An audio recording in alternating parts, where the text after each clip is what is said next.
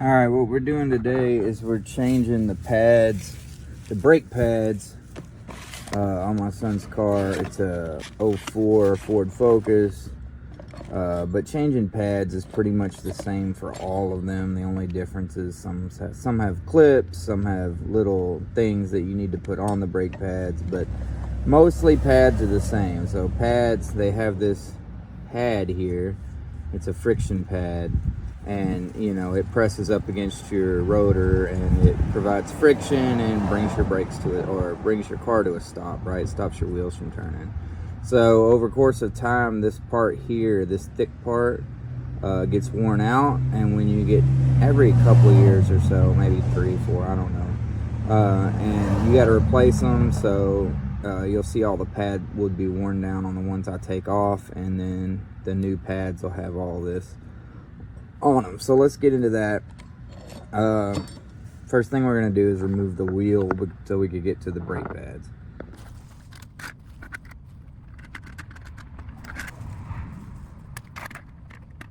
If you don't know how to take a wheel off, I got another video called Changing the Tire that shows you how to pull the wheel off.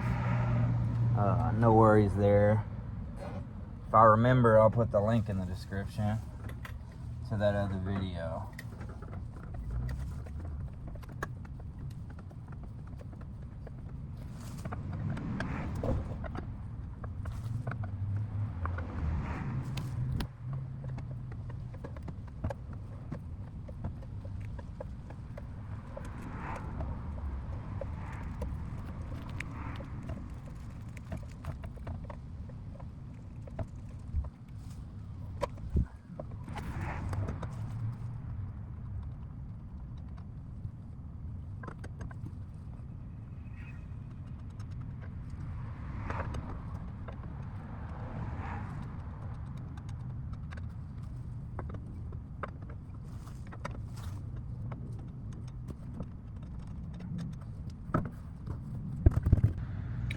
So the way this is going to work is this is the brake caliper, and the shoes that I just showed you are inside the caliper.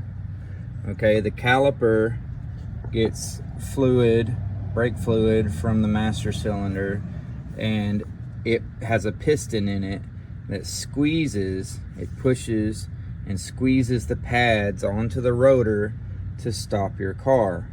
So what we have to do is we have to take the caliper off and then remove the pads and then put the new pads on and then put the caliper back on, right? The caliper has some retaining pins on the back too that hold it on.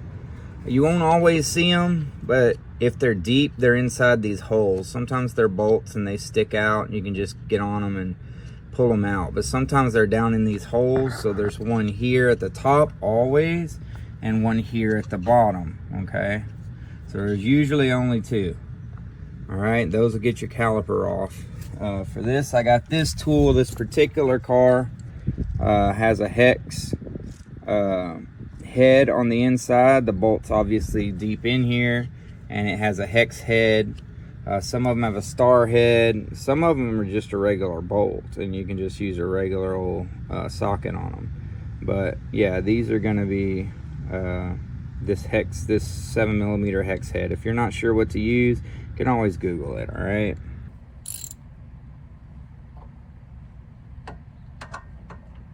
And of course, because these bolts are facing this way,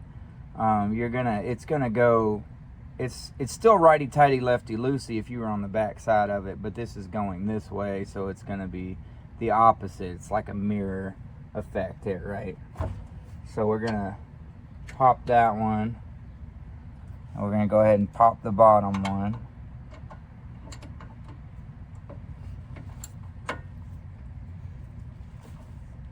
Alright, got those popped. Now we're going to take them off.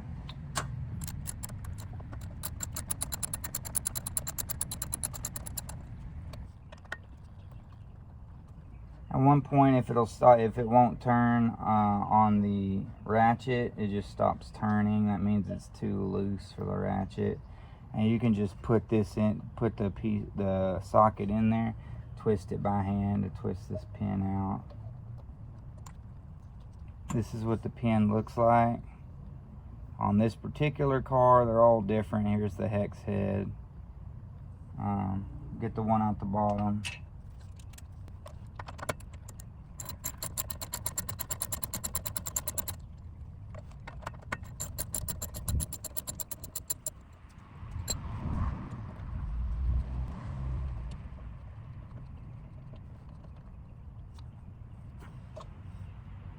The other pin. Now that we got the pins out, this particular set of pads has this clip. Not a lot of pads I've ever seen have this. This must be a Ford Focus thing, but you wanna get the clip out. So, I mean, you don't have to do it like this, right? But I'm feeling weak today, so this is the best I got. You pop the clip off, pull it back, and then we're gonna wiggle this. We're gonna wiggle this caliper off if we can. I'm guessing we gotta remove this whole thing from that, and maybe it'll come off easier. Oh yeah, that was it. I didn't have the clip all the way off. Alright, so here's the caliper. We're gonna leave that, this is the shoe. Let me show you the shoe. So this particular shoe is held in by a clip, but we'll get to that in a second. But look at the pad. The pad's gone. Like, there's no buffer here, and it's straight into the metal, and the metal's getting chewed up. Let me show you the difference. This is the regular pad, right? So here's the difference. This has all its pad on it. It's brand new, of course, so it has all its pad. This one has no pad at all. All the pad's been chewed off of it. Definitely needed to replace these. So I'll go ahead and pull this pad off. I mean, there's two pads on every rotor.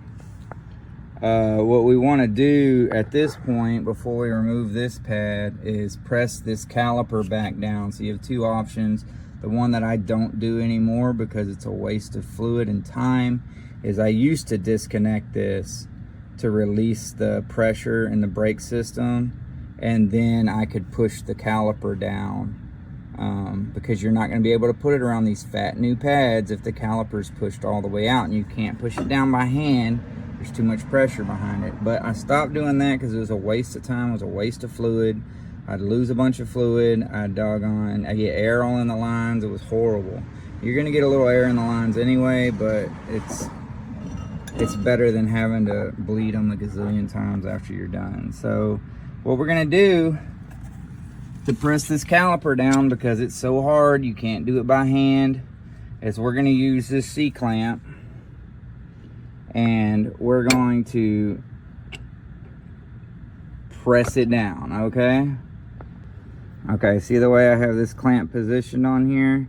I have the top at the back. I have this pressed onto the old pad, and we're gonna push this piston back in, okay?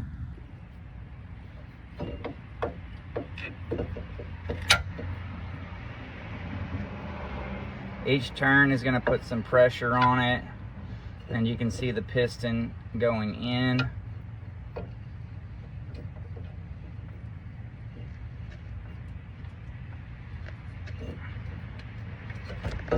Ow.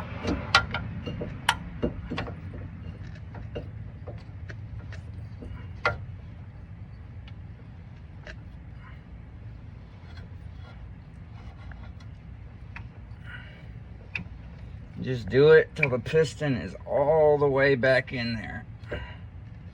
And now it is. So I'm going to start twisting the other way to pull this clamp off, and then I'm going to pull the pad out. Okay. Now that piston's all the way down in there, I believe. I'm going to pull this pad off. You can pull it straight out, grab both sides and pull it straight off, okay? Now I'm gonna grab the new pad. This is the one with the same clamp on the back that we just pulled off of there.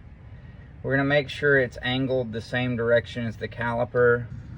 You can see that the caliper is always in a kind of half moon shape, right?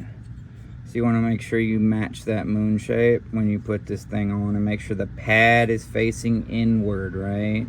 This pad is gonna be facing inward and the other one's gonna be the opposite, facing inward as well.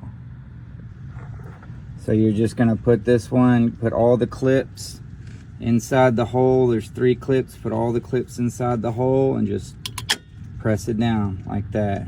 Satisfying little click. And then the other one is gonna have the clamp on it. Okay, so we're gonna put this one, in here, also face the pad facing inside towards the other pad, right? And we're gonna put these on the outside. These here is what I'm talking about, on the outside. Press it as far down as it'll go. Okay, apparently I didn't have this pad all the way seated into the caliper. I just pressed it all the way down, and when I did, these parts popped over these divots here. So we want to do that. We want to take this guy and we want to put him back on the rotor now that his pads are on, right? We want to put him back on the rotor. Like that. We got that on there. We're going to clip him in.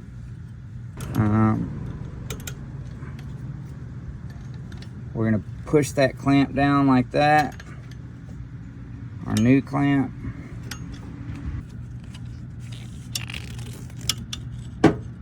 Got that part in. We can get this part in there. There, that was supposed to wrap around the whole caliper thing, not just the piece that I put it on, so just FYI. So we're gonna take our pins and put them back in, make sure the holes are aligned.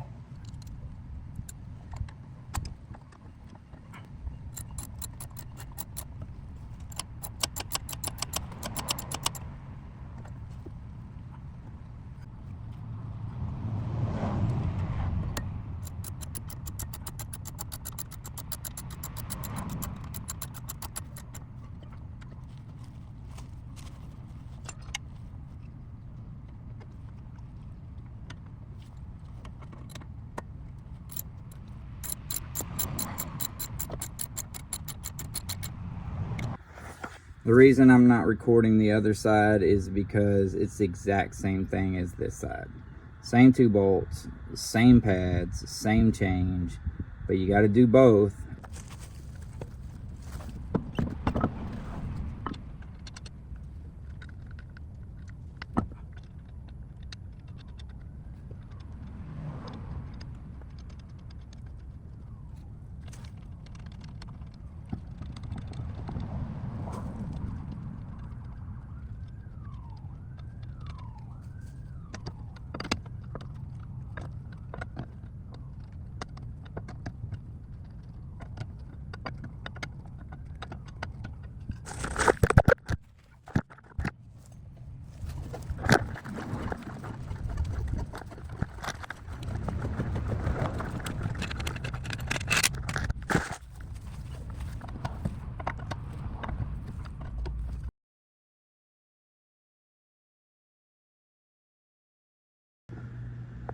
Okay, so now we got to bleed the brakes.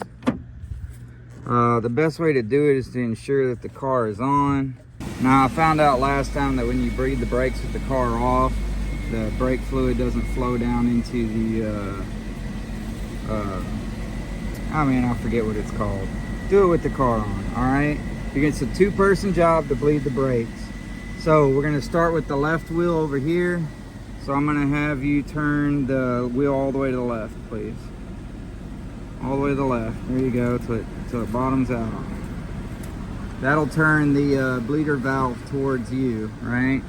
So she did that. Now when I say what she's gonna do, your partner here in crime, is she is going to push this brake 3 times and hold. Go ahead and show them, Zoe. 1, 2, 3. And she's gonna hold it there until I release the pressure.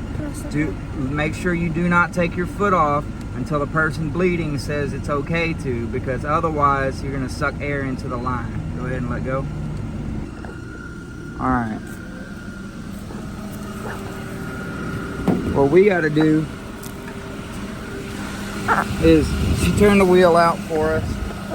This is your bleeder valve. It's on the back of the caliper we just replaced the pads on. This is your bleeder valve. This is what you want to bleed. What's happening here is she's going to press down 3 times to build up pressure, and she's going to hold.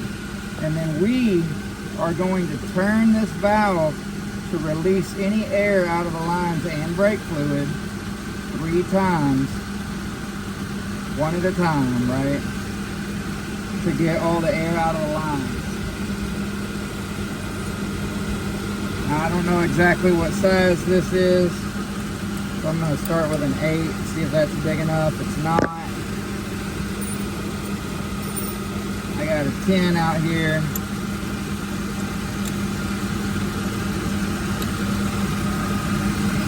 Oh, this 10's too big.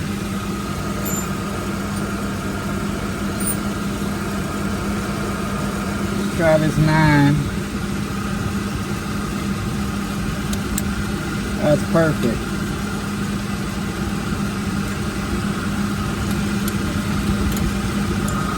Okay, so what we're going to do is I'm going to tell her to go. She's going to pump it 3 times and hold, and then I'm going to release this valve. I'm going to turn it counterclockwise, lefty-loosey. Go ahead.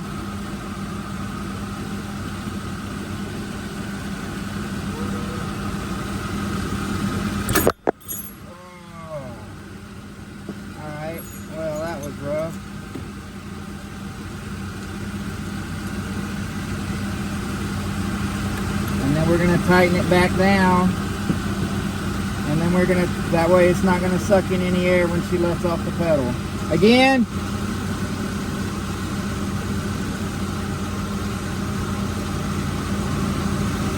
Again, bird. He's holding.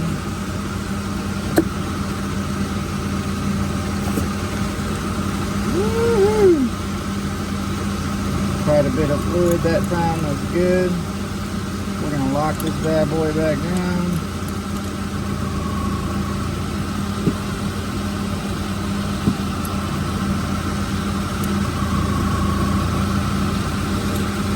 All right, one more time, Zoe. Keep holding. That's what we want to see. That fluid coming out strong. All right. Make sure you do both wheels. Let's go do the other wheel. We're gonna have my partner turn the wheels all the way to the right. All right, she can turn the wheels all the way to the right. All right, cool. So now we're gonna go to the other side, front.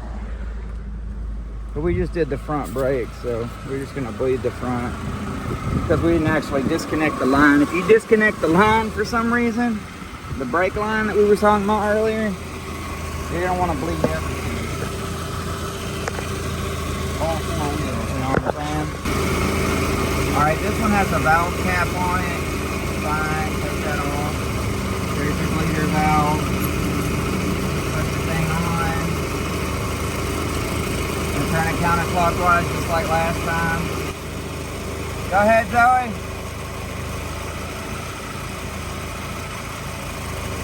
Keep holding. That was a pretty decent string. Let's lock it back down.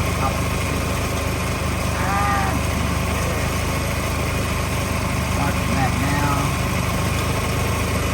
There we go. Go ahead again. Keep holding. Another good little string. One more time. Go ahead.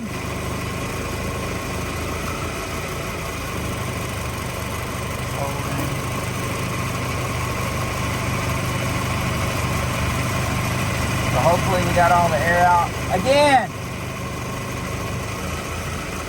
you want to make sure you can always do it one more time. But that's the kind of stream you want to see, a good solid flow of brake fluid. Is your brakes catching out? If you push on the brakes, does it go down as far as it used to? Good. That's what you want to see. All right, thank you, Zoe. Can you straighten out the wheels? One more time, one more turn.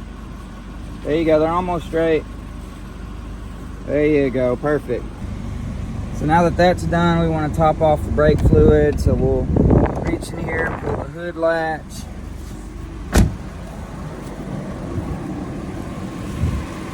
Go to the front, open this bad boy up.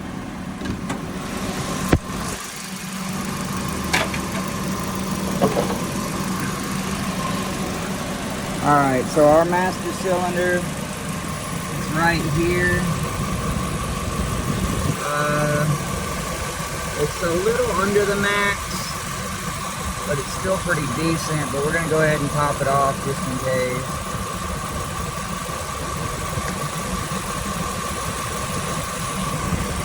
I mean, nah, that looks pretty good, man. I'll go ahead and put a little in it.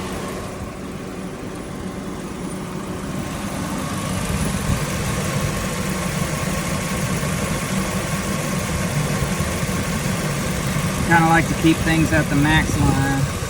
See the max line there?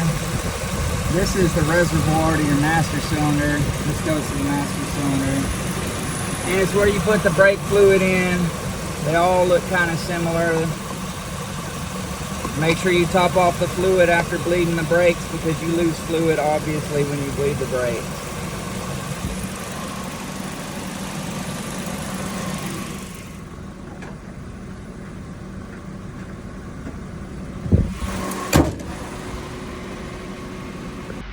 And that's all there is to it.